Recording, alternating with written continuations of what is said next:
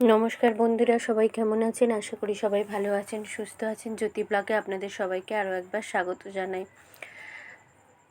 আজকে বিচারের জন্য, আরজিকর কাণ্ডে বিচারের জন্য অনেক মানুষ, বহু মানুষ আজকে পথে নেমেছেন। তারা পথে ধর্মঘট করছেন। আমিও তাদের সঙ্গেই আছি। We want justice. আমিও চাই সুবিচার পাক মেয়েটি। আমরা সবাই সুবিচার চাই, কিন্তু তারই মাঝে আমাদের নিত্যদিনের কাজ করে যেতে হবে। তো আজকে রবিবারের দুপুরে চিকেন বানাচ্ছি। তার জন্য দেখুন এইভাবে আলুগুলোকে ভালোভাবে কেটে নিয়ে ভেজে নিয়েছি। এবার কড়াতে তেল যেটা ছিল তার মধ্যে দুটো তেজপাতা আর এইভাবে কুচনো পেঁয়াজ দিয়ে দিচ্ছি কয়েকটা কাঁচা লঙ্কা। কাঁচা লঙ্কাটা তেলের মধ্যে দিলে কী হবে, ঝালের ফ্লেভারটা ভালো হবে। তো সেই জন্য কাঁচা লঙ্কাগুলো দিয়ে দিয়েছি। এবার পেঁয়াজটা নেড়ে ছেড়ে একটু ভালো করে ভেজে নিতে হবে। এই যে দেখুন, একটা পাত্রে আলুগুলোকে ঠিক এইভাবে ভেজে রেখেছিলাম। এবার কেটে রাখা টমেটোগুলো দিয়ে দিলাম। দিয়ে খুব ভালো করে নেড়ে চেড়ে এটা এবার ভেজে নেব। এর মধ্যে দিয়ে দিচ্ছি 2 চামচ মতো নুন,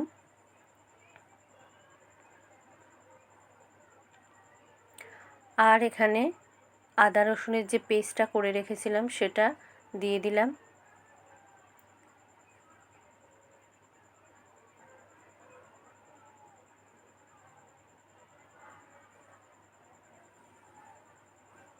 এবার এটাকে ভালো করে কষিয়ে নিয়ে এর মধ্যে হলুদ গুঁড়ো দিয়ে দিলাম লঙ্কার গুঁড়ো 2 চামচ মতো লঙ্কার গুঁড়ো, অল্প জিরে গুঁড়ো,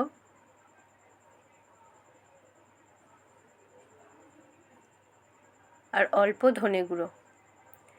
এই সব মশলাটা দিয়ে অল্প একটু জল দিলাম যাতে মশলাটা তলায় ধরে না যায়।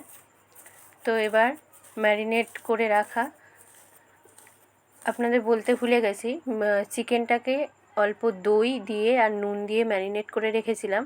এই চিকেনটাকে দিয়ে এবার ভালো করে কষিয়ে নিচ্ছি। এবার যে ভেজে রাখা আলুটা ছিল সে আলুটাও দিয়ে দেখুন এইভাবে খুব ভালোভাবে কষিয়ে নিয়েছি। এবার কিছুটা গরম জল এতে অ্যাড করে দিচ্ছি। এবার এটাকে ভালোভাবে ফুটতে দেব।